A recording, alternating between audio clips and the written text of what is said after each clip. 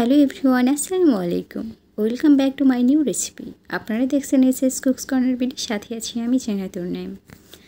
আজকের পর্বে আমি আপনাদের সাথে শেয়ার করছি পেঁপে ডালের সবজি।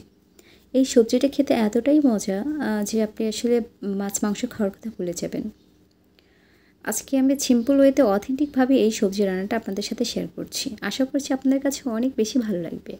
ভালো লাগলে অবশ্যই কমেন্টস করে আপনার মতামতটা জানিয়ে যাবেন। আজকের এই সবজিটা রান্না করার জন্য আমি এখানে নিয়েছি মসুর ডাল।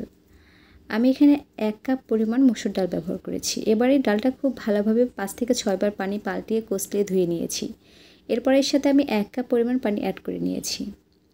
পানির কালারটা দেখে নিশ্চয়ই বুঝতে পারছেন ডালটা একদম স্বচ্ছ বা পরিষ্কার করে ধুয়ে নেওয়া হয়ে গিয়েছে। এরপর আমি এখানে অ্যাড করে দিলাম আধা চা চামচ করে আদা, রসুন এবং জিরা বাটা।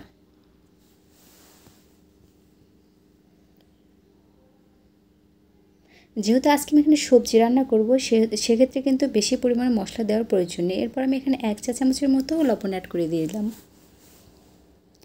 দিলাম আধা চা চামচ করে ধনিয়ার গুঁড়ো, আর দিলাম হলুদ গুঁড়ো। এরপর আমি এখানে দিয়ে দিলাম শুকনো মরিচের পেস্ট। আমি এখানে শুকনো মরিচ পেস্ট করে রেখেছিলাম, সেটা থেকে আমি 1 চা চামচ দিয়ে দিলাম। এরপর আমি 5টা দিয়ে দিলাম কাঁচামরিচ, আর 3টা আমি পেঁয়াজ কুচি এর মধ্যে অ্যাড করে দিলাম।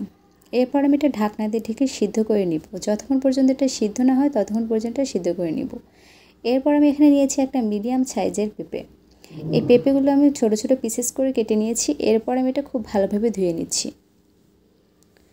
এরই মাঝে ডালটা কিন্তু খুব ভালোভাবে সিদ্ধ হয়ে গিয়েছে।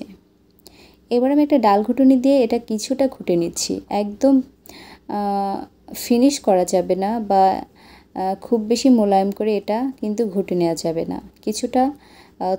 কিছুটা হালকা দানা দানা থাকবে এই ডালের মধ্যে, এমন করে এটা ঘুটে নেবেন। ব্যাস, এটা ঘুটে নেওয়া হয়ে গিয়েছে।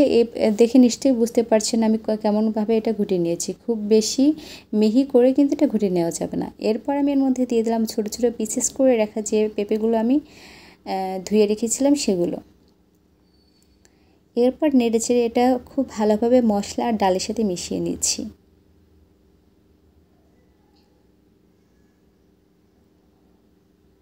এরপর আমি এখানে দিলাম 1/4 চা চামচ 1/4 কাপ সরিষার তেল। আপনারা একটা জিনিস খেয়াল করবেন, আমি ফার্স্ট টু লাস্টে কিন্তু কোনো রকমের সরিষার তেল বা সয়াবিন তেল বলেন বা রান্নার যে তেলটা ব্যবহার করে থাকেন না কেন, সেই তেল কিন্তু এখানে ব্যবহার করিনি। আমি এই পর্যায়ে এসে কিন্তু তেলটা অ্যাড করে দিয়েছিলাম। এবার আমি এটা ঢাকনা দিয়ে থেকে 15 মিনিটের মতো কষিয়ে নিয়েছি। 15 মিনিটের মধ্যে কিন্তু এই পেঁপেগুলো 6 বা 7% পর্যন্ত সিদ্ধ হয়ে গেছে। বাকি যে 2 থেকে 3% আছে সেটা কিন্তু এখন সিদ্ধ হয়ে যাবে। এরপর আমি এখানে অ্যাড করে দিলাম 1 কাপ পানি। এবারে নেড়েচেড়ে মিশিয়ে নিয়ে 8 থেকে 10 মিনিট মতো জাল করে নিচ্ছি। এই পর্যায়ে কিন্তু ঢাকার কোনো প্রয়োজন নেই, আপনারা চাইলে নাও ঢাকতে পারেন, বাট আমি ঢেকে দিয়েছিলাম 2 থেকে 3 মিনিটের মতো। এবার আমি এখানে ফোড়ন দিব। ফোড়ন দেওয়ার জন্য আমি 5 টেবিল চামচ তেল নিয়েছি, তারপর দিয়ে দিলাম রসুন আর পেঁয়াজ কুচি।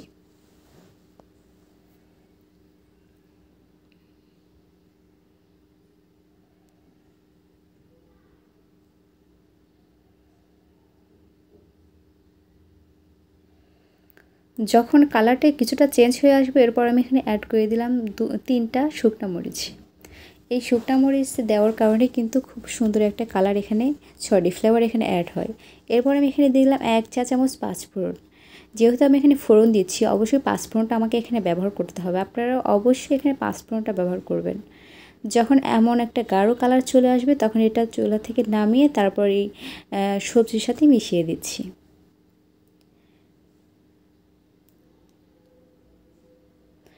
এবারে সবজির সাথে এটা মেশানোর পর আপনি ঘড়ি ধরে 1 মিনিটের মতো এটা রান্না করবেন। তারপরে কিন্তু এটা চুলা থেকে নামিয়ে নিতে হবে। ওভারকুক হয়ে গেলে এই পর্যায়ে কিন্তু ফোড়নের যে একটা নাইস ফ্লেভার সেটা কিন্তু থাকবে না, আর এটা তখন টেস্টটাও নষ্ট হয়ে যাবে। ঘড়ি ধরে 1 মিনিটের মতো এটা কুক করে নিয়ে তারপর এটা আমি নামিয়ে নিচ্ছি।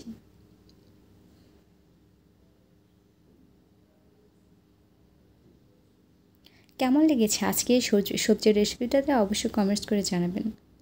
আর যেখান থেকে আজকে আমার এই ভিডিওটা দেখছেন সবাইকে অনুরোধ রইল, আশা করছি এই ভিডিও শেষ পর্যন্ত দেখবেন।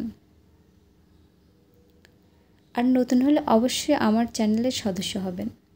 সো আজকের মতো এ পর্যন্ত, সবাই অনেক বেশি ভালো থাকবেন। আল্লাহ হাফেজ।